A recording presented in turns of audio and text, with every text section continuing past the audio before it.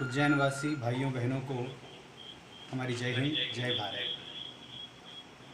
आज हम सभी एक ऐसे समय की विभीषिका से प्रसार हो रहे हैं जहां हम सबको संबल की आवश्यकता है, आत्मबल की आवश्यकता है।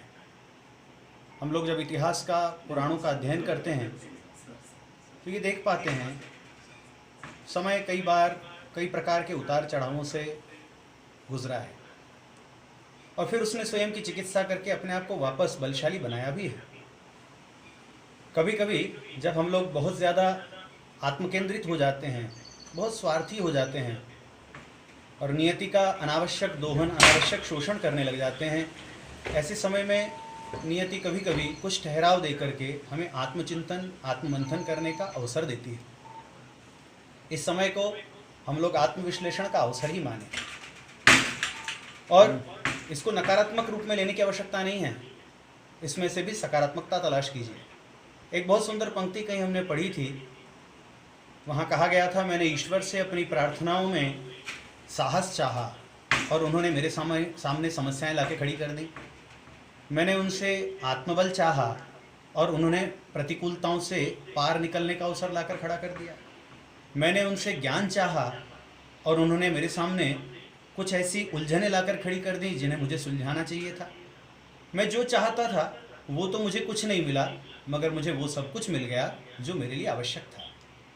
ये जो अवसर है ये हमको आत्मनिर्भर बनने के लिए, स्वतंत्र बनने के लिए, अपनी बुद्धि के विश्लेषण के लिए, मार्जन के लिए, अपने दोषों का परिमार्जन करते हुए और अपने भीतर की जो योग्यताएं, क्षमताएं हैं उनको निखार लाने के लिए पर्याप्त अवसर दे रहा है। 4-5 बातें इस विषय में हमको ध्यान देनी चाहिए। हमको आत्ममंथन करना होगा, हमको आत्मचिंतन करना होगा, हमको सोचना होगा हम कहाँ कम रह गए, हमने कहाँ गलती की, कहाँ न्यूनता रही। दूसरा, समय का लाभ हमको उठाना होगा, ये समय केवल सोकर व्यर्थ गंवा देने के लिए नहीं है। तीसरा, हमको ये भी ध्यान देना होगा कि हम स्वल्प खर्च में सीमित आवश्यकताओं की पूर्ति करते हुए कैसे सुखपूर्वक जीवन जी सकते हैं। अत्यधिक भौतिकवादी जीवन ने हमको इतना आसुरी प्रकृति का बना दिया, राक्षसी प्रकृति का बना दिया। हम स्वयं तो वर्चस्व पाना चाहते हैं, हम तो स्वयं श्रेष्ठ हो जाना चाहते हैं, पर किसी दूसरे के अधिकार का कहीं हम हनन तो नहीं कर बैठते। जरा इसका भी विचार करना होगा। प्रकृति जिसने हमको निरंतर दिया, उस प्रकृति को हमने वापस क्या लौटाया? हम सभी यज्ञीय संस्कृति के पोषक हैं, हम सभी परोपकार की संस्कृति के पोषक हैं। क्या हमने अपनी ओर से वापस प्रकृति को कुछ लौटाया है? क्या हमने उसके प्रति कृतज्ञता ज्ञापित की है? क्या धन्यवाद दिया है?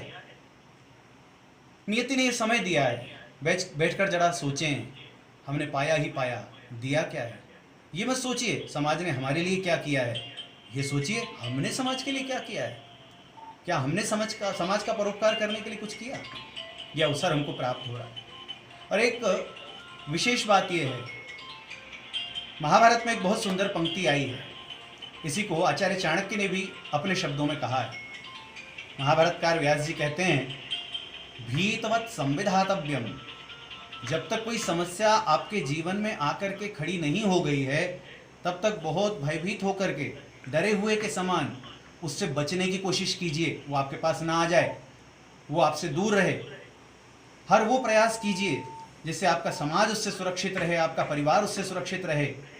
मगर यदि वो समस्या सामने आकर खड़ी हो ही गई है तो फिर डरने की आवश्यकता नहीं है। उसके बाद साहस के साथ, आत्मबल के साथ उससे लड़िए, उसका सामना कीजिए। अंग्रेजी की एक पंक्ति कहीं पढ़ी थी, nothing can be changed by changing the face, everything can be changed by facing the change.